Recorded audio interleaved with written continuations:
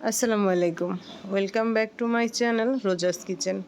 আজকে আমি শেয়ার করব আপনাদের সাথে এই প্যাটিস রেসিপি। পাফ প্যাটিস রেসিপিটি অনেকেরই পছন্দের। অনেকেই ঠিকমতো শিট তৈরি করতে পারে না এবং মুচমুচে করতে পারে না। তো চলেন বেশি কথা বলবো না, বেশি কথা না বলে আমি শুরু করে দিব আমার এই পাফ প্যাটিস রেসিপি।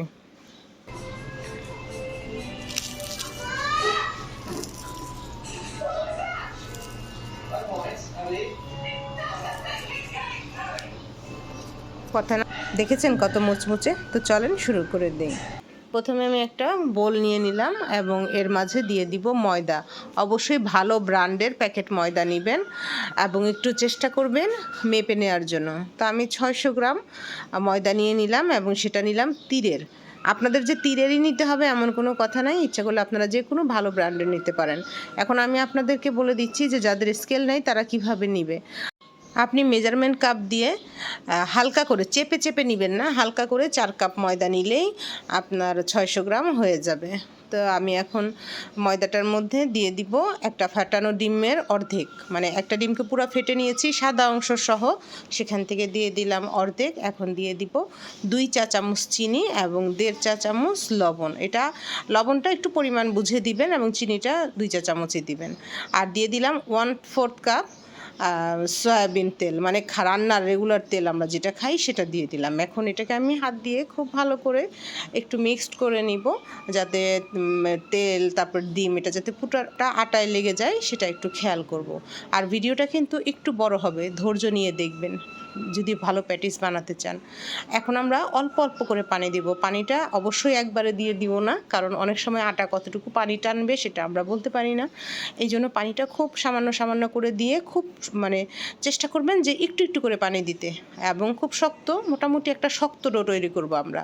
ডোটা যাতে কোনো রকমই নরম না হয়, প্রতিটা কথা খেয়াল করবেন, ডোটা যাতে কোনো রকমই নরম না হয়। এই অবস্থায় 10 মিনিটের জন্য আমরা রেখে দিব। 10 মিনিট পরে আমরা এটাকে 10 মিনিটের জন্য ময়ান করে নিব, খুব ভালো করে একবারে পাক্কা 10 মিনিটের জন্য ময়ান করে নিব।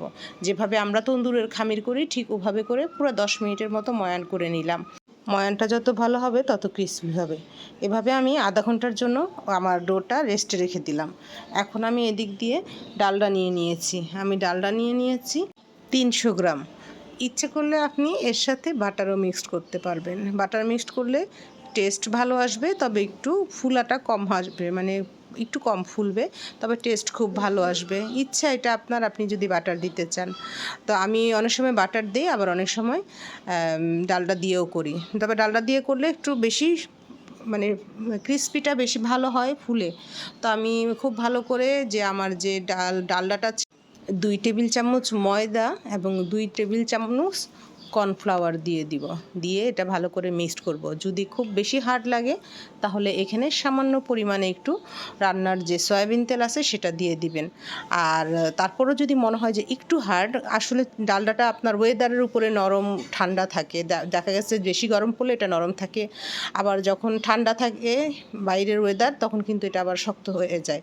তাহলে আপনার যদি বেশি শক্ত লাগে তখন আপনি সে ডালডাটাকে একটু স্টিম করে নেবেন গরম পানিতে, একটু ধরলেই নরম হয়ে যাবে। এখন যে আমার ডোটা ছিল সেই ডোটাকে আমি বেলে নিচ্ছি। এই বেলাটাই একটু কষ্ট, একটু ময়দা তো টানতে কষ্ট লাগে। তো আমি একটা চারকোনা করে একটা রুটির মতো করে নিলাম এবং আলাদা করে 2 টেবিল চামচ ময়দা এবং 2 টেবিল চামচ কর্নফ্লাওয়ার দিয়ে আর একটা মিশ্রণ তৈরি করে নিলাম। আর আমি যে ডালডাটা করেছি সেই ডালডাটা 3 ভাগ করেছি। 3 ভাগ করে একটা ভাগ আমি এখানে দিয়ে দিব, একটা ভাগ আমি এখানে দিয়ে দিচ্ছি। যদি বেশি হার্ড হয় হাত দিয়ে করবেন, কোনো সমস্যা নাই। স্প্যাচুলা আপনার যেটাতে সুবিধা মনে হবে আপনি সেটা দিয়ে দিবেন।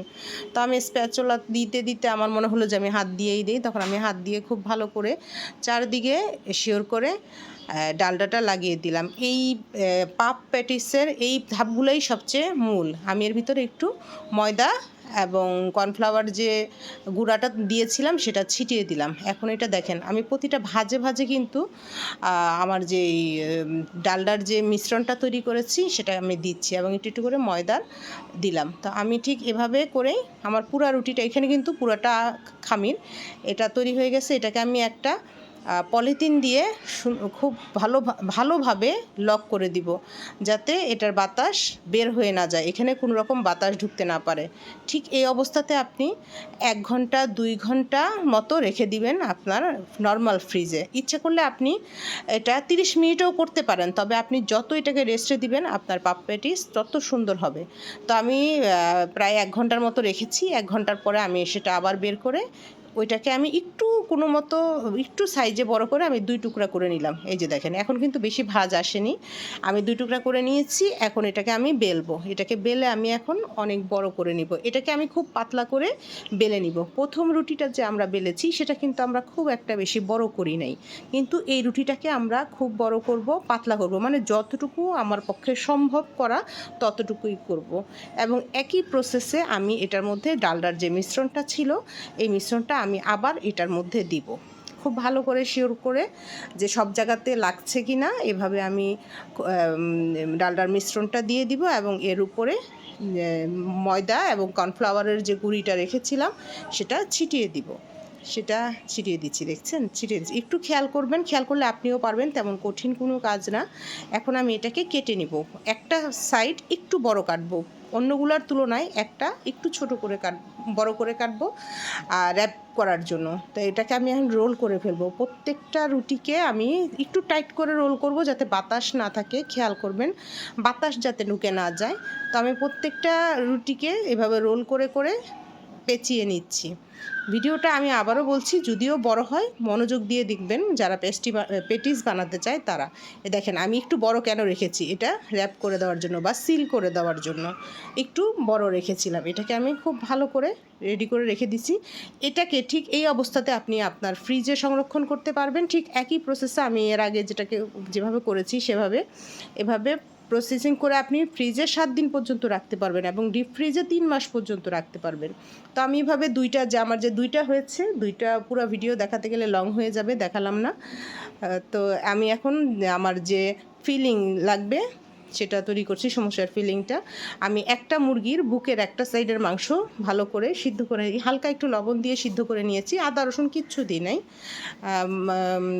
হালকা লবণ দিয়ে শুধু সিদ্ধ করে নিয়েছি। এখন কাঁটা চামচ দিয়ে এগুলার একটু ছিঁড়ে ছিঁড়ে নিচ্ছি, যাতে কোথাও চাকা না থেকে যায় মাংসের, একটু মিলে যায় আর কি, ছোট ছোট হয়ে যায়। আর আমি নিয়েছি কিছু পেঁয়াজ আর কিছু কাঁচামরিচ। আপনারা চেষ্টা করবেন এইভাবে, কিন্তু গরুর প্যাটিসও করতে পারবেন। শীট কিন্তু একই থাকবে, শুধু আপনার ফিলিংটা চেঞ্জ হবে। গরুর সময় গরু দিবেন, ভেজিটেবল দিয়ে করতে চাইলে ভেজিটেবল দিবেন, নারকেল দিয়ে করতে চাইলে নারকেল দিবেন, আবার চিকেন দিয়ে করতে চাইলে চিকেন দিবেন। আর নিয়েছি ফুল ক্রিম মিল্ক দুধ।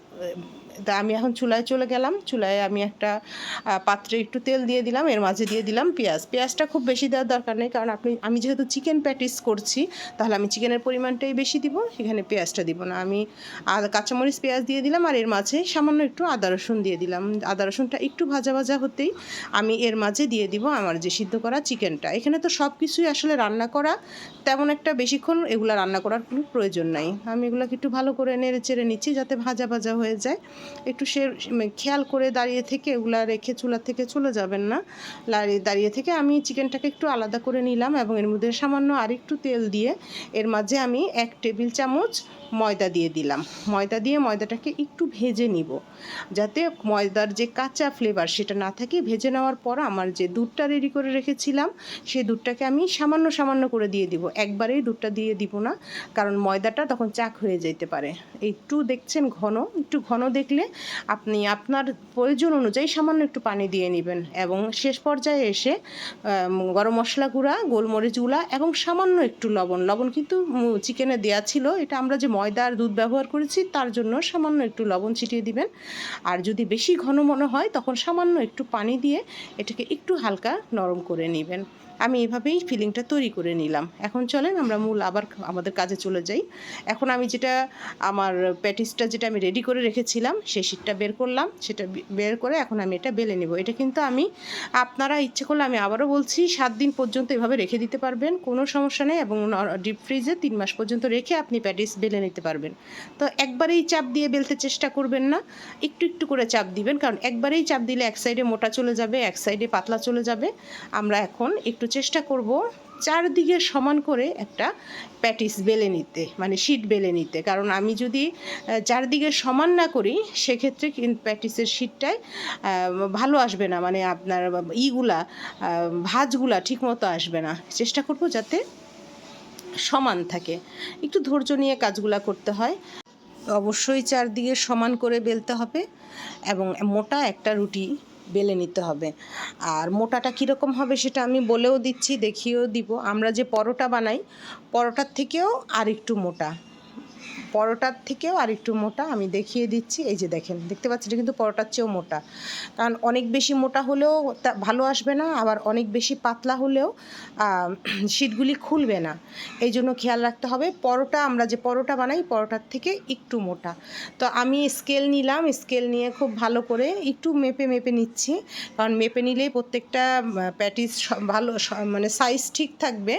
তো আমি 4x4 নিচ্ছি। 4x4 সেটা হচ্ছে গিয়ে আপনার রেগুলার সাইজ আর কি, বাজারে যেটা পাওয়া যায় বা দোকানে যেটা পাওয়া যায় 4x4। তো আমি খুব ভালো করে 4x4 করে প্রত্যেকটা প্যাটিস মাপ করে কেটে নিব। আপনারাও ঠিক এভাবে করে কেটে নেবেন। আপনারা যদি বড় খেতে চান সেক্ষেত্রে আপনি বড় মাপ দিতে পারেন, কিন্তু সেলিংয়ের জন্য হলে অবশ্যই 4x4 করে নেবেন, ঠিক আছে? তাহলে পটিটা সমান আসবে। দেখেন খুব সহজে শিটগুলা তৈরি হয়ে গেছে। এই যে আমার শিটগুলো রেডি হয়ে গেছে। আমি এখন আমার এই শিটগুলা খুব ভালো করে সাইড করে রেখে আমি এর ভিতরে পিলিং দিয়ে দিব। এই যে দেখছেন, শুধু চিকেনটা ঠান্ডা হয়ে গেছে। এখন আমি প্যাটিসের মাঝখানে আমার পুরটা দিব, চিকেনের পুরটা দিব। আমরা শুধুই চিকেন দিয়ে করেছি, পেঁয়াজ খুব কম দিয়েছি। এটাকে আমি এখন তেমন কিছু না, একটুখানি ডিমের যে আমরা ডিম গুলিয়েছিলাম, একটুখানি ডিমের এই গোলাটা দিয়ে একটা হালকা চাপ দিব। বেশি চাপাচাপি করব না, তাহলে কিন্তু প্যাটিসটা খুলে আসবে না। হালকা চাপ দিয়ে আমরা এটাকে ভাঁজ করে নিব। আমার এখান থেকে আমার প্রত্যেকটা, আপনি ইচ্ছে করলে যে কোনো ডিজাইনের বানাতে পারেন। আপনার এটা শৈল্পিক চিন্তাভাবনা, আপনার মনের মাধ্যমে মিশিয়ে আপনি যেভাবে ইচ্ছে সেভাবে বানাতে পারেন।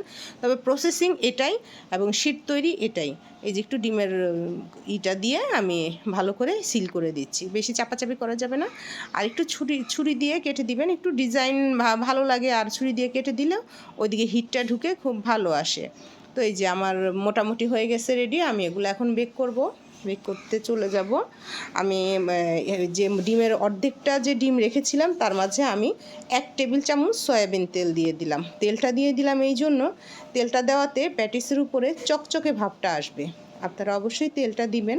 ডিমের কুসুম দিলেও কালার চলে আসে, সমস্যা নাই। তবে চকচকে যে একটা কালার, গ্লেজি একটা কালার, সিল্কি একটা কালার, সেই কালারটা তেলটা দিলে আসবে, ঠিক আছে? তা আমি এখন ভালো করে ডিম ব্রাশ করে নিচ্ছি প্রত্যেকটা প্যাটিসের উপরে। আপনারাও ঠিক এভাবে করবেন, ডিম ব্রাশ করে নেবেন। তারপরে আমরা ভাজায় চলে যাব। ইচ্ছে করলে যার ওভেন আছে সে ওভেনে করে নেবেন, এবং চুলায় কিভাবে করা হয় আমি সেটাই দেখাবো আজকে। তো আমি একটা ট্রে নিয়ে নিলাম, ট্রের মাঝে একটুখানি তেল দিয়ে দিলাম, তেলটা চারিদিকে লাগিয়ে দিলাম শিওর করে। এখন আমি প্রতিটা প্যাটিস আমার ট্রেতে তুলে নিব। যেহেতু প্যাটিসগুলো বেশি হয়ে গেছে, একটু বেশি হয়ে গেছে, হিবিজিবি হয়ে গেছে, তো আমি চুলায় করব। আমি একটা পাত্র দিয়ে দিয়েছি, এর মাঝে কাগজ দিয়ে দিয়েছি। কাগজটা দিলেই সুন্দর কালারটা আসবে, কাগজটা না দিলে সুন্দর কালারটা আসবে না। অবশ্যই কাগজটা দিয়ে দিবেন। এবং এরপরে আমি আমার যে প্যাটিসটা সেটা আমি চুলায় দিয়ে দিয়েছি। চুলায় দিয়ে আমি ঢেকে দিব। আর অবশ্যই সিলভারের ঢাকনা দিয়ে ঢেকে দিবেন। মোটা তলাযুক্ত হাঁড়ি নেবেন এবং সিলভারের ঢাকনা, এই যে ঢাকনাটা আবার দেখে নেন, সিলভারের ঢাকনা দিবেন, অবশ্যই কাচের ঢাকনা দিবেন না, তাহলে উপর থেকে হিট আসবে না। এইদিকে আমি দেখিয়ে দিচ্ছি আমি কিভাবে প্যাটিসের শিট সংরক্ষণ করব। এই যে দেখেন, আমি খুব ভালো করে এভাবে করে প্যাটিসের শিটগুলো সংরক্ষণ করতে পারবো। আপনারা ইচ্ছে করলে 3 মাসের জন্য এভাবে প্যাটিসের শিট সংরক্ষণ করে রেখে দিতে পারেন। আপনি যখন প্যাটিস বানাবেন তার 20 মিনিট আগে বের করে নিলেই হয়ে যাবে। এই যে দেখেন, আমি ঠিক 30 মিনিট পরে চলে আসলাম। 30 মিনিট পরে আমি চুলায় করেছি, কত পারফেক্ট হয়েছে দেখেন, দেখতে কত সুন্দর হয়েছে। ওভেনে যারা করতে চান তারা ওভেনের নিচের ট্রেতে দিবেন, আপ ডাউন হিট অন রেখে 180 ডিগ্রিতে 30 মিনিটের জন্য বেক করে নেবেন, তাহলেই হয়ে যাবে। তো দেখছেন কত সুন্দর হয়েছে। অবশ্যই আপনিও পারবেন আপনার পরিবার পরিজনকে নিয়ে এই সুস্বাদু প্যাটিসটি বানিয়ে খেতে এবং অথবা বিজনেস করতে। তো আসলে পুরো ভিডিওটা কেমন লাগলো অবশ্যই লাইক কমেন্টের মাধ্যমে জানাবেন, এবং নতুন নতুন ভিডিও পাওয়ার জন্য বেল আইকনটি বাজিয়ে। এখন আমি আপনাদেরকে একটু ভেঙে দেখাবো। দেখতে যতটা মানে ক্রিস্পি লাগছে, সুন্দর লাগছে, আসলেই যে কতটা ক্রিস্পি সেটা আপনাদেরকে আমি ভেঙে দেখাবো।